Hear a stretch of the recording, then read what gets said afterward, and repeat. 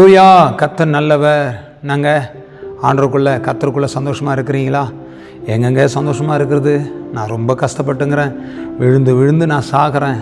ரொம்ப போராட்டம், என்னால் நிற்க முடியல. பல பிரச்சனையை பார்த்து சகித்து கொண்டு என்னால் நடக்க முடியாமல் கஷ்டப்படுறேன்.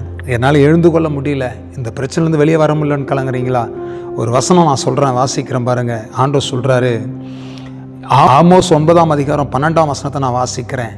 அந்நாளிலே விழுந்து போன தாவீதின் கூடாரத்தை நான் திரும்ப எடுப்பித்து அதன் திறப்புகளை அடைத்து அதில் பழுதாய் போனதை சீர்படுத்தி பூர்வ நாட்களில் இருந்தது போல அதை ஸ்தாபிப்பேன் என்று இதை செய்கிற கர்த்தர் சொல்லுகிறார். ஆண்டவர் சொல்கிறார், திரும்ப ஆண்டவர் எடுப்பிப்பார். நான் விழுந்துட்டேன், எல்லாத்துலையும் விழுந்துட்டேன், நான் சிறைப்பட்டு போயிட்டேன். ஐயோ, நான் பழுதாய என் வாழ்க்கையில் நிறைய காரியங்கள் பெரிய ஓட்டையாக போயிட்டுக்குது. சம்பாதிக்கிறது எங்கேயோ போகுது, என்னவோ நடக்குதுன்னு நீங்கள் சொல்கிறீங்களா? ஆண்டவர் சொல்கிறார், மறுபடியும் கர்த்தர் எடுப்பிப்பேன் என்று சொல்லுகிறார். மறுபடியும் உன் வாழ்க்கையை எடுப்பிப்பார். உன் குடும்பத்தை மறுபடியும் தூக்குவார். உன் பிள்ளையை தூக்குவார். உன் சந்ததியை தூக்குவார். நம்புறவங்க ஒரு வேளையில் சொல்லுங்க பார்க்கலாம். ஹல்லேலூயா, பிரைஸ் தி லார்ட். நம்புங்க, கர்த்தர் தூக்கி எடுப்பார்.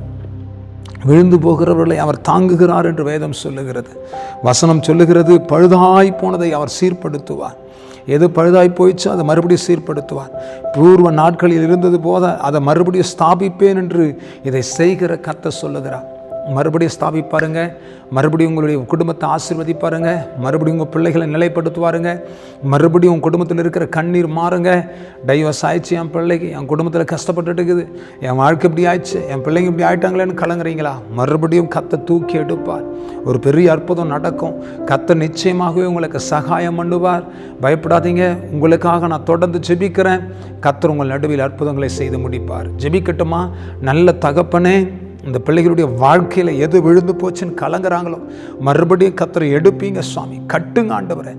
ஆண்டவரே, இந்த குடும்பத்தில் இருக்கிற கண்ணீரும் வேதனையும் துக்கமும் மறைந்து போகட்டப்பா. இன்னைக்கு ஒரு அற்புதம் நடப்பதாக. ஷாத்தா ராமாலா துரா காட்டா தலாமாசியா.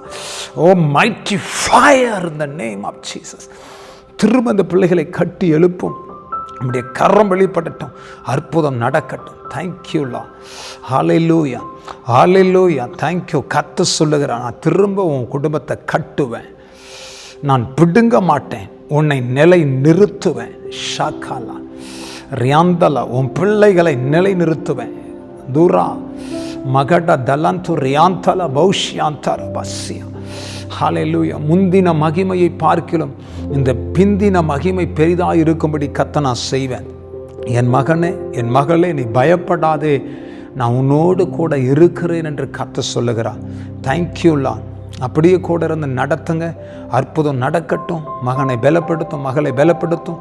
உமது நேச கரம் கூட இருக்கட்டும். ஆசீர்வதிங்க, பலப்படுத்துங்க, மூடி மறைங்க. உம்முடைய நாமம் மையப்படட்டும். தாழ்த்துகிறோம், அர்ப்பணிக்கிறோம், ஒப்பு கொடுக்கிறோம். இயேசு கிறிஸ்துவின் நாமத்தினால் ஆசீர்வதித்து ஜெபிக்கிறோம் நல்ல பிதாவே. ஆமேன், ஆமேன், ஆமேன். God bless you. கர்த்தர் உங்களோடு இருப்பார், உங்களை நடத்துவார். தைரியமாக இருங்க. கர்த்தர் நாமம் மையப்படும். ஆமேன், ஆமேன்.